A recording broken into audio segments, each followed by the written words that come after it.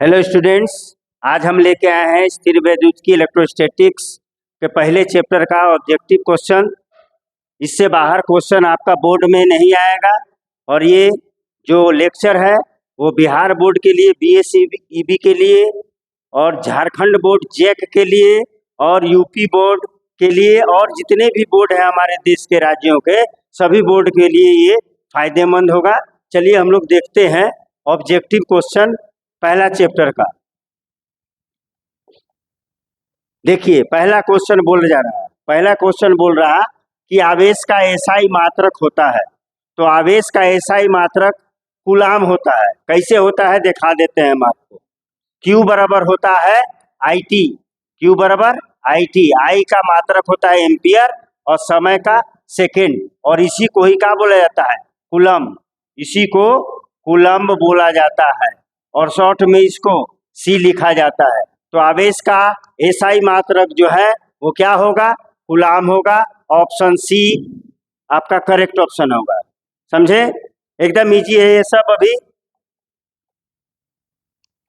अब दूसरे क्वेश्चन पे हम लोग जाते हैं।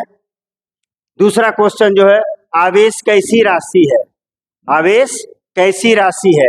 तो आवेश मूल राशि नहीं है, व्युत्पन्न राशि है, पूरक राशि नहीं है, इनमें से कोई नहीं। देख लीजिए सातों मूल राशियां कितनी होती है उसको देखिए आप पहले। सातों मूल राशियां कैसी कैसी कौन कौन होती है उसको देख लीजिए। तो मूल राशि में आती है, मूल राशि में जो होता है वो पहला का है लंबाई, दूसरा का है द्रव्यमान, और तीसरा है समय, चौथा है ताप, पांचवा है विद्युत धारा, विद्युत धारा, और छठा है आपका ज्योति तीव्रता, ज्योति तीव्रता, और सातवां है पदार्थ की मात्रा, पदार्थ की मात्रा। देख लीजिए यही सात मूल राशि है, यही सात मूल राशि है। तो मूल राशि में आवेश नहीं है तो पहला ऑप्शन तो नहीं होगा। अब आप देखिए कि दूसरा व्युत्पन्न राशि, तीसरा पूरक राशि। तो पूरक राशि तीन होते हैं, पूरक राशि दो होते हैं। पूरक राशि जो होते हैं वो दो होते हैं। पहला समतल कोण, प्लेन एंगल, समतल कोण, और दूसरा जो होता है वो ठोस या घन कोण, ठोस कोण।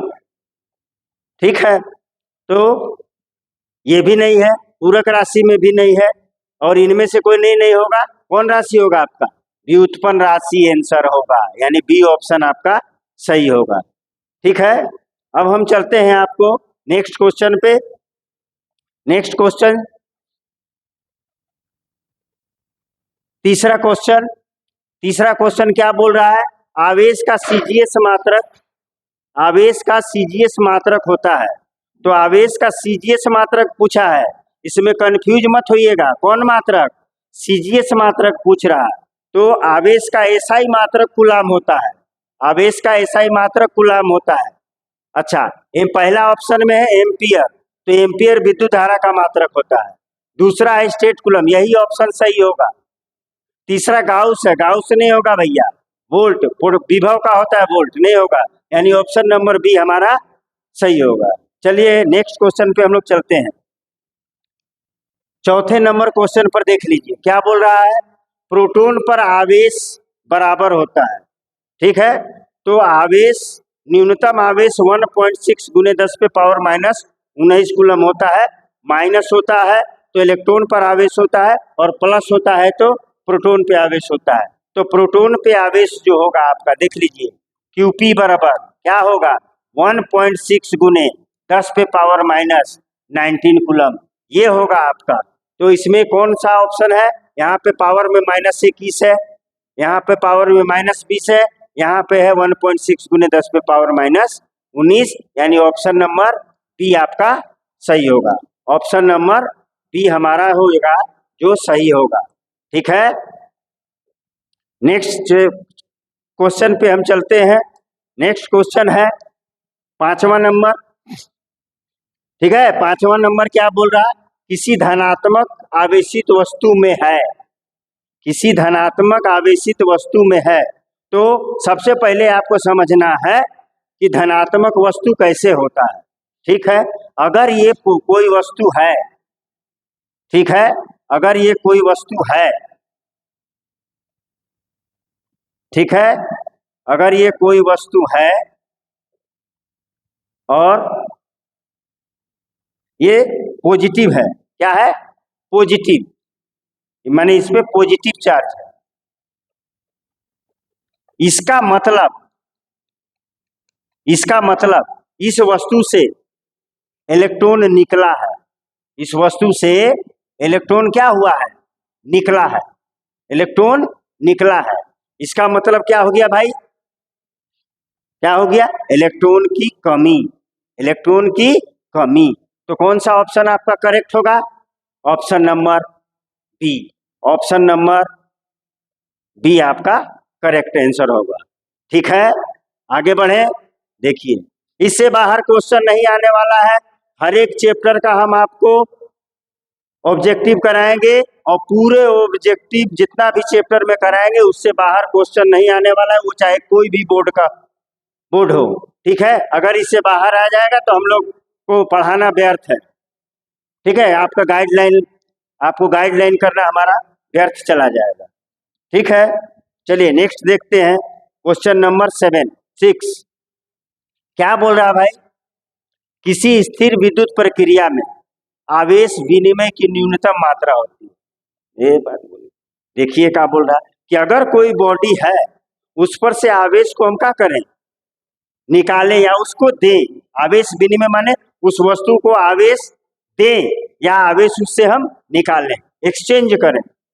ठीक है, तो क्या बोल रहा है, किसी स्थिर विद्युत प्रक्रिया में आवेश विनिमय की न्यूनतम मात्रा होती है। इंग्लिश देखिए, the minimum amount of charge exchange in an electrostatic process. तो मिनिमम अमाउंट आप कितना निकाल सकते हैं, आप जानते हैं कि हम इलेक्ट्रॉन को ही डिस्टर्ब कर सकते हैं, तो इलेक्ट्रॉन का मिनिमम अमाउंट आप क्या निकाल सकते हैं, एक इलेक्ट्रॉन। तो एक इलेक्ट्रॉन पर कितना चार्ज होता है, 1.6 इंटू 10⁻⁻19 कूलम। तो देख लीजिए कौन होगा, यहाँ 1.6 गुने 10⁻⁻17 कूलम है, ये तो नहीं होगा, ये नहीं होगा। 3.2 इंटू 10⁻34 आ गया, ये तो और नहीं होगा। और 1.6 इंटू 10⁻⁻19 कूलम है, यही आपका सही होगा, यानी ये वाला सही होगा। यहाँ पे 10⁻⁻19 है, ये नहीं होगा। ठीक है, यानी ये वाला ऑप्शन आपका आंसर होगा। ठीक है, चलिए नेक्स्ट क्वेश्चन अब देखते हैं हम लोग, 7वां क्वेश्चन। 7वां क्वेश्चन बोल रहा है, आवेश की प्रकृति होती है, आवेश की प्रकृति होती है, मीन्स आपको आवेश का गुण आना चाहिए। जितना भी गुण हमने अपने लेक्चर में बताया है वो सारा गुण आपको आना चाहिए, तब इसका आप जवाब दे पाएंगे। तो आवेश व्यकलनात्मक होता है, ये नहीं होगा। क्रम विनिमय नियम का पालन करता है, नहीं होगा। ठीक है, फिर वितरण नहीं, यानी ऑप्शन नंबर ए आपका ऑप्शन नंबर सही होगा। There is a nature of charge, माने उसका एडिटिव नेचर होता है। चार्ज है एडिटिव प्रॉपर्टी, आवेश में योज्यता का गुण पाया जाता है। ठीक है, अब हम लोग नेक्स्ट क्वेश्चन में चलते हैं। क्वेश्चन नंबर 8 बोल रहा है, निम्न में से कौन सा आवेश संभव नहीं है, आवेश संभव नहीं है। तो आवेश के संभव होने का जो हमारे पास थ्योरी में पता है, आवेश का क्वांटमीकरण, क्वांटाइजेशन ऑफ चार्ज। ठीक है, तो क्या बोल रहा है, निम्न में से कौन सा आवेश संभव नहीं है। Which of the following charges is not possible. ठीक है, तो आपको पता रहना चाहिए Q बराबर NE, यानी नंबर जो है वो, ये नंबर जो है ये हमेशा क्या रहना चाहिए, 1 2 प्लस या माइनस लिख सकते हैं, 3 वगैरह वगैरह, प्लस माइनस हो सकता है, प्लस माइनस यहाँ, प्लस माइनस यहाँ, प्लस माइनस यहाँ, यानी n जो है वो पूर्ण संख्या में होना चाहिए। ठीक है, बोल रहा संभव नहीं है, तो ये तो संभव है, ये 3 है संभव है, ये 2e है संभव है, यहाँ पर -3 है, माइनस भी हो सकता है, संभव है। लेकिन यहाँ पर देखिए 3/2 है, 3/2 है, मतलब क्या आ गया, 1.5 आ गया। 3/2 का मतलब क्या होता है बेटा, 1.5। पॉइंट में नहीं आना चाहिए, पॉइंट में नहीं आना चाहिए। इसका मतलब निम्न में से कौन सा आवेश संभव नहीं है, ये तीनों संभव है, ये संभव नहीं है, यानी ये वाला ऑप्शन आपका करेक्ट होगा। ठीक है, चलिए अब हम लोग 9 नंबर क्वेश्चन पे चलते हैं। इससे बाहर क्वेश्चन नहीं आएगा बाबू, जितना हम डाल देंगे उससे बाहर क्वेश्चन नहीं आएगा। ये देखिए बिहार बोर्ड 2021 में आया हुआ है, जब किसी वस्तु को आवेशित किया जाता है तो उसका द्रव्यमान when an object is charge its mass, माने जब किसी वस्तु को आवेशित किया जाता है उस वस्तु के द्रव्यमान में क्या क्या होगा, चेंज होगा, बढ़ेगा घटेगा। तो आवेशित करना मतलब क्या होता है, या तो इलेक्ट्रॉन वस्तु को देना या इलेक्ट्रॉन वस्तु से निकालना। अगर हम इलेक्ट्रॉन देंगे तो उसका द्रव्यमान क्या हो जाएगा, बढ़ जाएगा। अगर हम लेंगे तो द्रव्यमान घट जाएगा। मान लिया जाए ये कोई वस्तु है और इससे हम लोग क्या कर दिए, इलेक्ट्रॉन निकाल दिए। तो इलेक्ट्रॉन निकाल दिए तो इसका द्रव्यमान क्या हो जाएगा बेटा, घट जाएगा।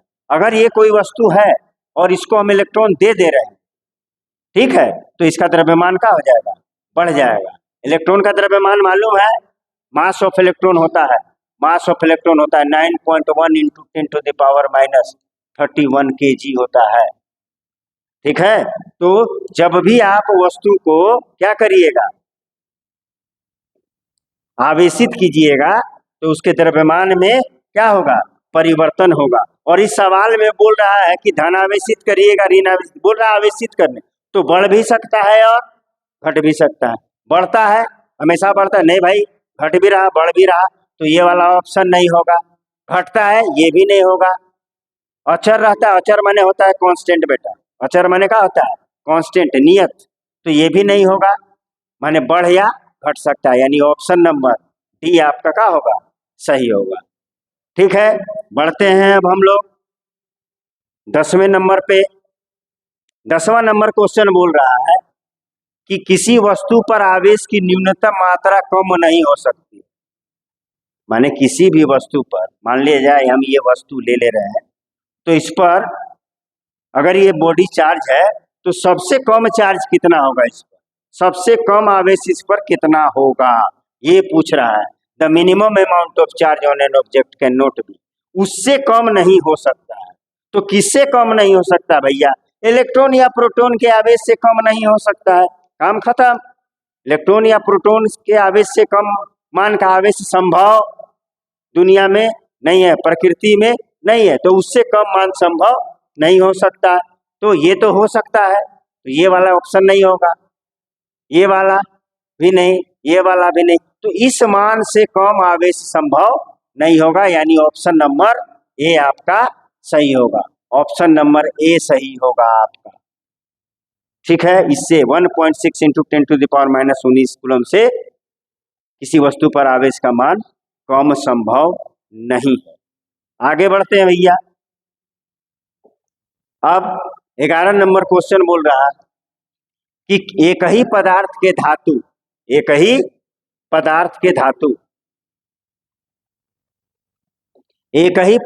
धातु के दो गोले ए तथा बी दिए गए हैं। ले लीजिए भाई, ये आपका एक गोला है ए और ये एक गोला है बी, लिख दीजिए, अंदर ही लिख दीजिए। ठीक है, बी है, एक ही पदार्थ से बना हुआ है बाबू, समझ रहे, एक ही पदार्थ से दोनों बना हुआ है, पर एक पर प्लस क्यू आवेश है तथा दूसरे पर माइनस क्यू आवेश है।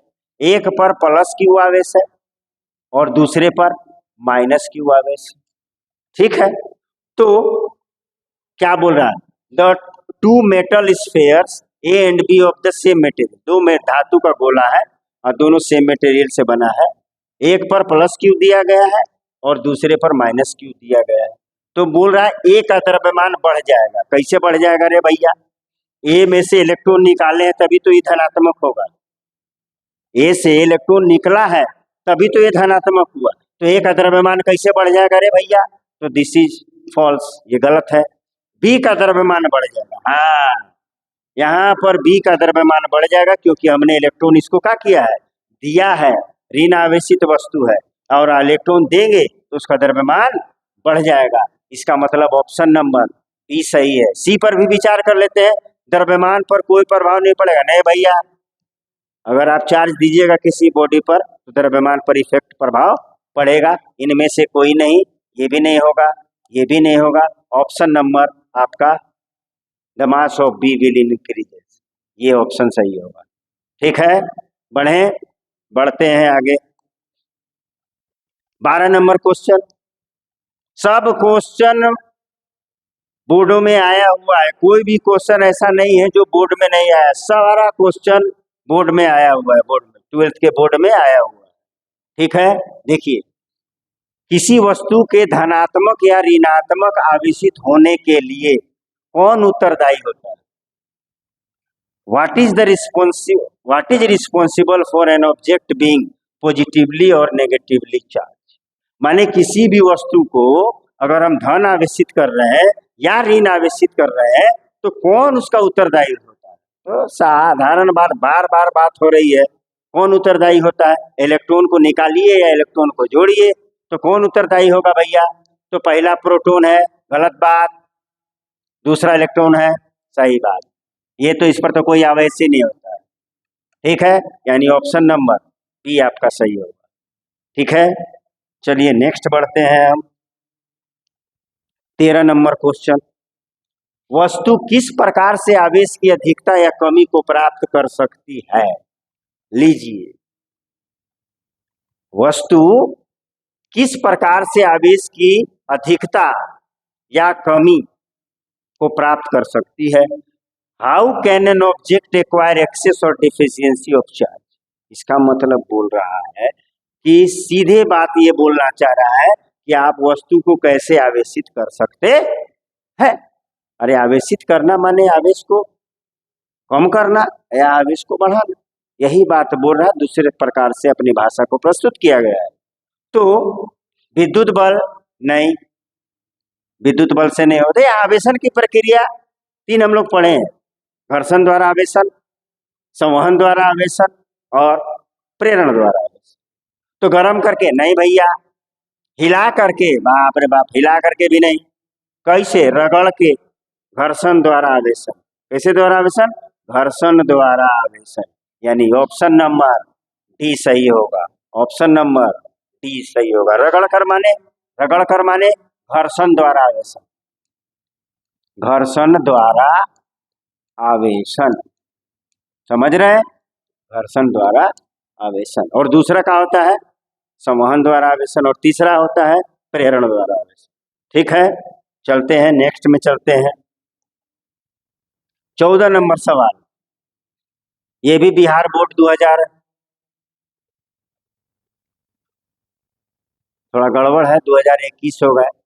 ठीक है, में आया हुआ है। 1 कूलम आवेश बराबर कितना ESU? ESU का मतलब जानते हैं? इलेक्ट्रोस्टैटिक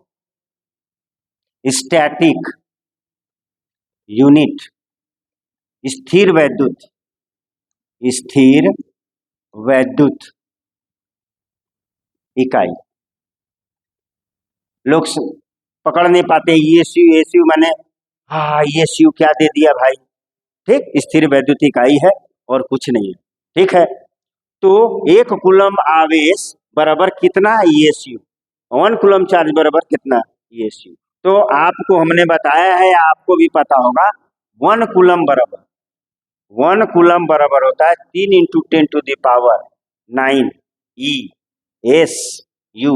अगर यहाँ पर फ्रैंकलिन भी दे दिया रहता तो भी सही होता, स्टेट कूलम भी दे दिया रहता तो भी सही होता, तीनों में से कोई दे दिया रहता, हम अपने लेक्चर में बताए हैं, तीनों में से कोई भी दे दिया रहता तो सही होता। तो हमको केवल ESU बोला है। ठीक है, तो कौन सा ऑप्शन सही होगा बाबू? ये ऑप्शन सही होगा, ये सब नहीं होगा। 9 इंटू 10⁻⁹, ये नहीं, ये नहीं। ठीक है, तो ऑप्शन नंबर ए आपका सही होगा। चलिए आगे बढ़ते हैं। 15 नंबर क्वेश्चन, ये है आवेश के क्वांटमीकरण पे।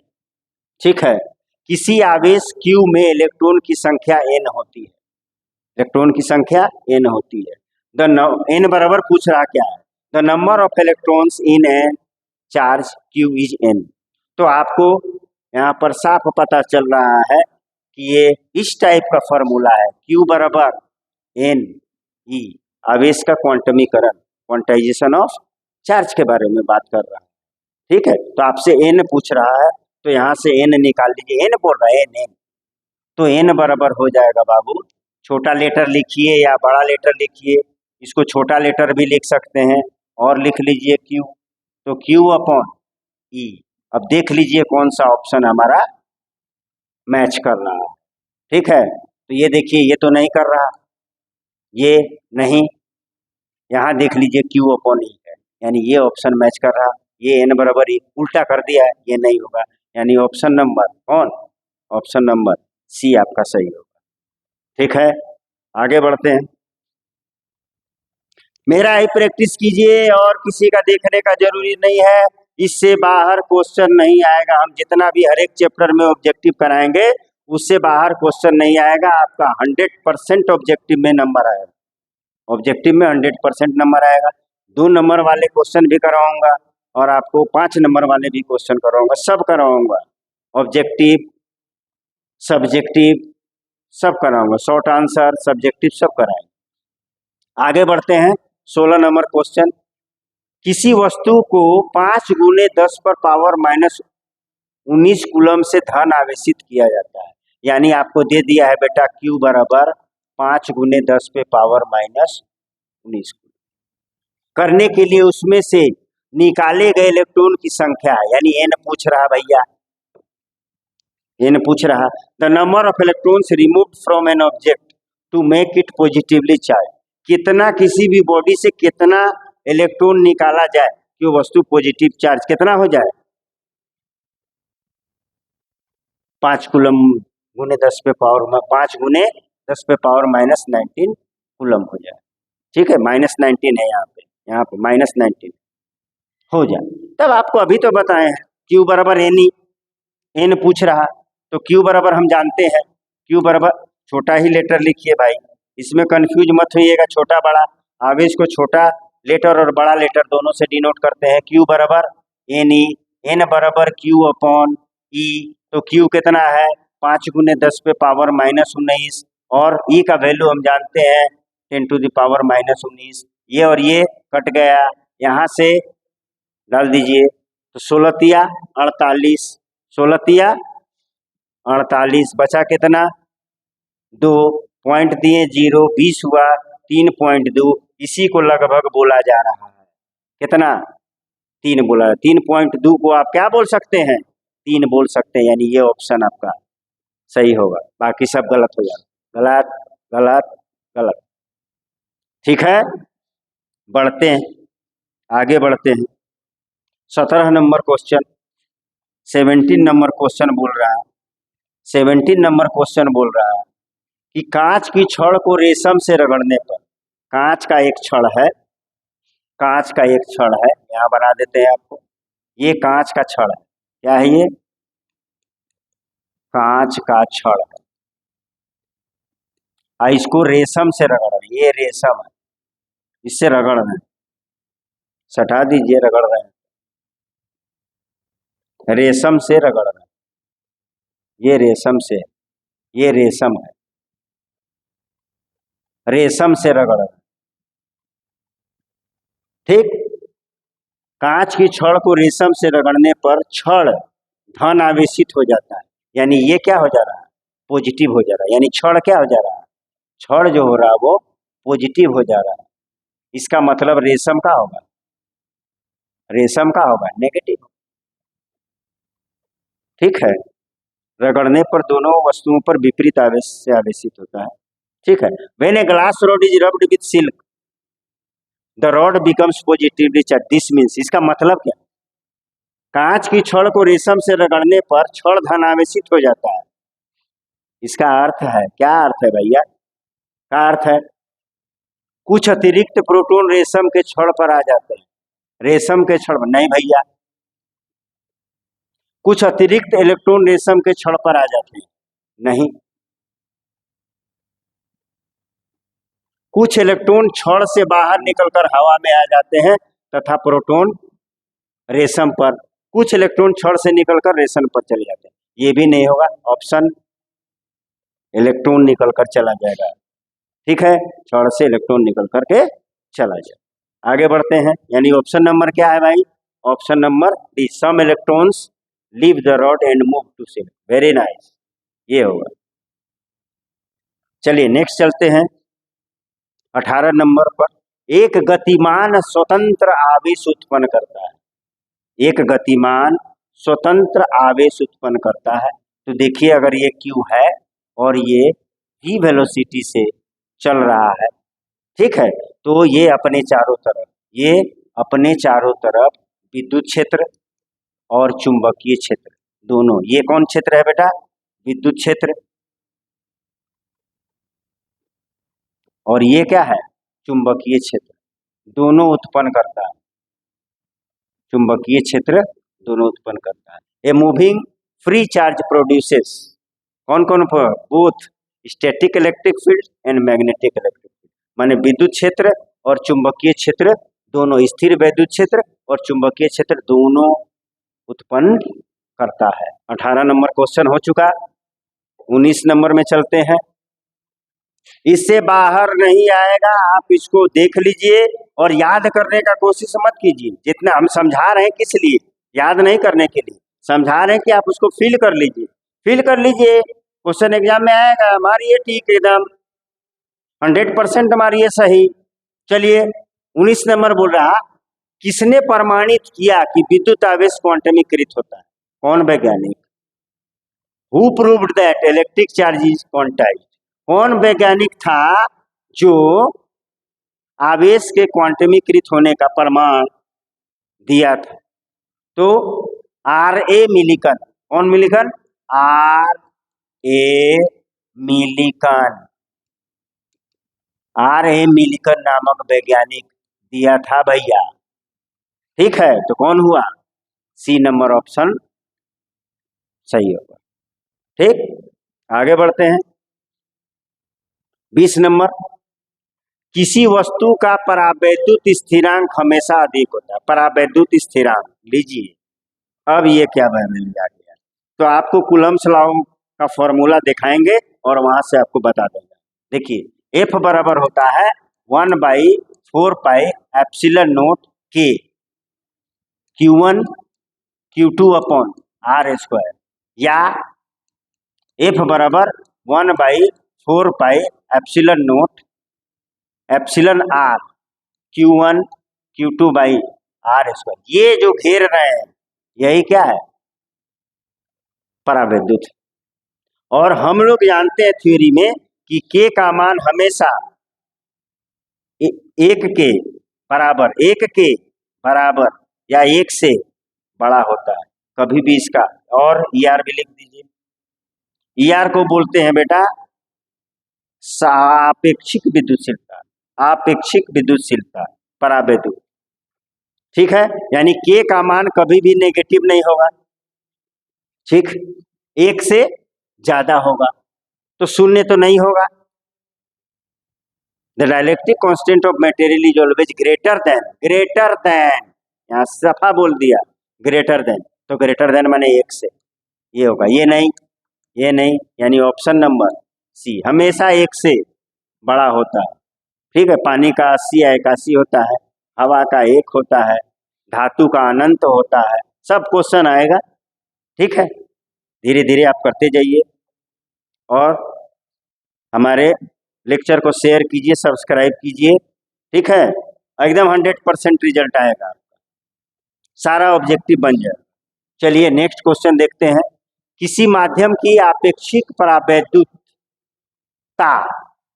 ER होता है, ER होती है।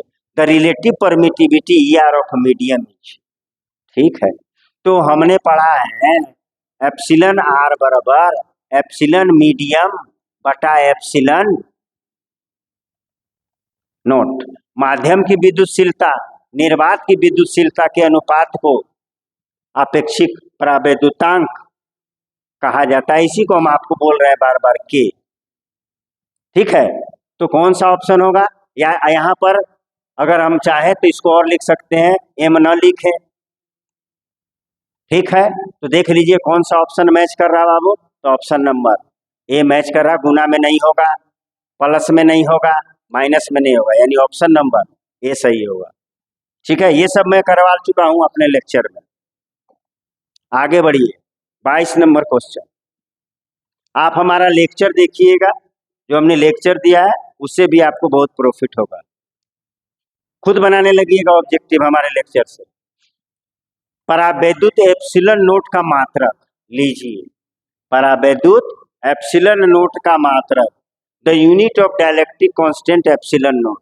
इसका मात्रक पूछ रहा है, जो अभी हमने पीछे देखा उसका मात्रक पूछ रहा है। तो देखिए हम बताते हैं आपको कैसे होगा। थोड़ा सा हम इधर कर लेते हैं, जगह मिल जाए। देखिए एफ बराबर होता है बाबू 1/4 pi epsilon nought Q1 Q2 upon r square. हमको एप्सिलन नोट चाहिए, तो एप्सिलन नोट यहाँ लाइए, तो एप्सिलन नोट इधर आएगा, तो एफ कहाँ चला आएगा? नीचे। 1/Q1 Q2, 4 पाई का यूनिट नहीं होता है, 4 पाई हम नहीं लिखने जा रहे हैं। एफ आर स्क्वायर देख लीजिए, आवेश का कूलम होता है, कूलम और कूलम क्या हो गया?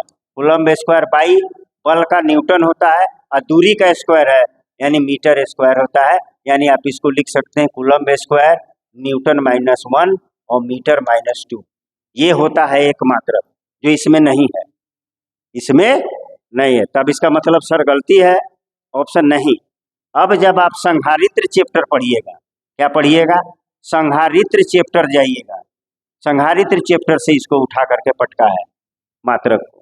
तो संधारित्र चैप्टर जब पढ़िएगा तो आपका होता है C बराबर 4 पाई एप्सिलन नोट आर। तो ये C धारिता है, आर त्रिज्या है, एप्सिलन नोट पूछ रहा, तो एप्सिलन नोट बराबर हो जाएगा बाबू C/4 पाई नहीं लिखना है, C/r। तो C का होता है बाबू फैराड, C का क्या होता है? मात्रक फैराड। और दूरी का हम जानते हैं मीटर, और इसी को लिखिएगा आप फैराड पर मीटर। देख लीजिए कौन सा ऑप्शन है। तो ऑप्शन नंबर ये नहीं है, ये बी सही है, फैराड पर मीटर। ये नहीं, फैराड इंटू मीटर नहीं, यानी ऑप्शन नंबर बी आपका सही होगा। ठीक है, चलते हैं अब हम नेक्स्ट। हर एक सेट में मैं 25 क्वेश्चन ऑब्जेक्टिव डालूंगा और उसको आप अच्छी तरह से फिल कर लें। ठीक है, पूरा पूरा एकदम टोटल चैप्टर, पूरा 12th का पूरा चैप्टर एकदम सबका मैं डालूंगा यार। ठीक है, देखिए, और इससे बाहर नहीं आने वाला है। अगर इससे बाहर आता है तो मेरा पढ़ाना बेकार है भैया। ठीक है, जितना मैंने ज्ञान लिया है वो व्यर्थ है, और आपको जो ज्ञान दे रहे हैं वो भी तो व्यर्थ है। जब मैं व्यर्थ तो आप भी व्यर्थ। ठीक है, इसमें से ही क्वेश्चन आएगा। आते हैं, एप्सिलन नोट की बीमाएं हैं, ई हैज डायमेंशन। अब डायमेंशन पूछ रहा, बीमा नहीं तो बीमा पूछ रहा। तो अभी हम लोग देखें क्या क्या देखें, पूरा डिटेल कर दें भैया, पूरा डिटेल कर देते हैं। तो थोड़ा सा पेज हमको ले लेने दीजिए, इधर इधर थोड़ा शिफ्ट कर दे रहे हैं, देख लीजिए। एफ बराबर होता है बाबू 1/4 pi epsilon nought Q1 Q2 by r square. Epsilon nought का बीमा पूछ रहा भैया, एप्सिलन नोट का बीमा पूछ रहा है। तो एप्सिलन नोट का बीमा हमको चाहिए, तो हम एप्सिलन नोट यहाँ से निकाल लेते हैं। तो एप्सिलन नोट बराबर हो जाएगा बाबू एफ आर, ये यहाँ जाएगा तो ये नीचे चला आएगा, यानी Q1 Q2 by F R square. आप बोल रहे हैं 4 पाई नहीं लिख रहे हैं सर, 4 पाई का बीमा नहीं होता है, 11th में है बीमा के बारे में, नंबर का बीमा नहीं होता। तो आवेश का बीमा होता है सर AT, और 2 ठो आवेश है यानी A स्क्वायर T स्क्वायर। ठीक है, आगे बढ़िए, आगे बढ़िए। और बल का होता है MLT -2, और दूरी का होता है L, उस पर स्क्वायर है। अब इसको सबको ऊपर ले जाइए, बीमा कभी भी नीचे नहीं रहता, एम नीचे अकेले है, ऊपर जाके -1 हो जाएगा। एल क्यू है जो नीचे है, ऊपर एल नहीं है, तो एल पर पावर -3 ऊपर हो जाएगा। टी पर पावर -2 नीचे जा करके ऊपर प्लस हो जाएगा, तो पहले से 2 है, तो टी पर पावर कितना हो जाएगा 4, और ए स्क्वायर बचा जो ऊपर है, अब वो पहले से ही का है पॉजिटिव है, यानी ये वाला ऑप्शन होगा एप्सिलॉन नोट का बीमा, ये होगा एम पर पावर -1, एल पर पावर -3, टी पर पावर 4, ए स्क्वायर। एम पर पावर -1 है, एल पर पावर -3 ठीक है, टी पर पावर 3 हमारा आंसर 4 है, ये नहीं होगा। एम पर पावर -1, एल पर पावर -3, टी पर पावर 4 है, ये सही है, बाकी गलत। इसका मतलब कौन सा ऑप्शन सही है? बी ऑप्शन सही। चलिए आगे बढ़ते हैं हम। त्वरित आवेश उत्पन्न करता है, त्वरित, ठीक। 3 बात हमेशा ध्यान में रखिए, ठीक, 3 बात ध्यान में रखिए। पहला, जब आवेश स्थिर होता है, स्थिर रहता है, तब विद्युत क्षेत्र, केवल विद्युत क्षेत्र। दूसरा, जब आवेश एक समान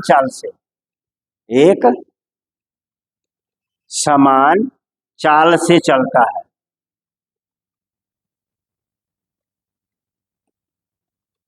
तब विद्युत क्षेत्र प्लस चुंबकीय क्षेत्र दोनों उत्पन्न करता है, ठीक, ये पूछा गया था, अभी हम इसका क्वेश्चन देखें। और तीसरा बात जो है, जब आवेश में त्वरण होता है, जब हमारे लेक्चर में है आवेश में त्वरण होता है, तब बेटा क्या होता है? विद्युत क्षेत्र, तब क्या होगा? तब विद्युत क्षेत्र, तब क्या क्या क्रिएट करेगा बेटा? तो क्रिएट करेगा आपका विद्युत क्षेत्र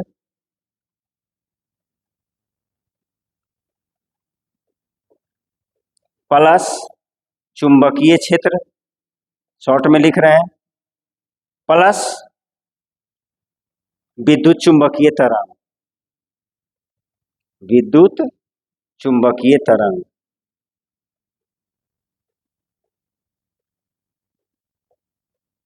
ठीक है। विद्युत चुंबकीय तरंग मतलब विद्युत क्षेत्र और चुंबकीय क्षेत्र, ठीक है। तो अल्फा किरण नहीं, बी गामा किरण नहीं, बीटा किरण नहीं, कौन तरंग? विद्युत चुंबकीय तरंग, यानी इलेक्ट्रोमैग्नेटिक वेव आंसर होगा, ठीक है। आगे बढ़ते हैं, और ये लास्ट क्वेश्चन है बाबू इस लेक्चर का, इस सेशन का ये लास्ट क्वेश्चन है। इसके बाद फिर मैं डालूंगा 25 के आगे 26, ठीक है।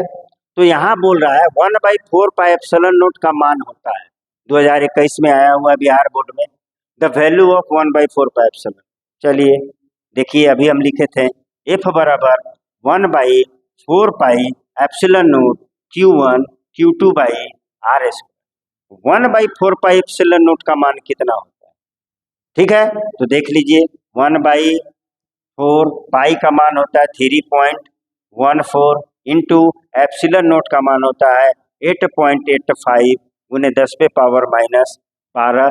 जब इसको आप क्या करिएगा, सोल्व कीजिएगा, जब इसको आप क्या करिएगा, सोल्व कीजिएगा, जब इसको आप सोल्व कीजिएगा तो आपको आएगा लगभग 9 गुने 10 पे पावर 9, और मात्रक में चला जाइए, मात्रक यहाँ से अगर इसको निकालना है तो ये यहीं रहेगा, तो ये यहाँ चला जाएगा, यानी 1/4 पाई एप्सिलॉन नोट बराबर ये यहाँ चला जाएगा, तो FR स्क्वायर बाई कौन चीज Q1 इंटू Q2 यानी newton metre square by coulomb square, newton metre square coulomb -2 होगा, न्यूटन मीटर स्क्वायर कूलम्ब -2। 10 पे पावर 9 है, यहाँ देखिए 12 है, यहाँ पर -9 है, नहीं होगा, -12 नहीं होगा, यानी यही वाला ऑप्शन सही होगा, ए ऑप्शन सही होगा। ठीक है, तो अब हम लोग नेक्स्ट जो ऑब्जेक्टिव का लेक्चर डालेंगे वो 26 के बाद आएगा। ठीक है, और इससे बाहर क्वेश्चन आपका बोर्ड में नहीं आने वाला है, ये लिख लीजिए आप। तो इसको अच्छा से देखिए और इस लाइक कीजिए, सब्सक्राइब कीजिए और ज़्यादा से ज़्यादा लोगों तक शेयर कीजिए।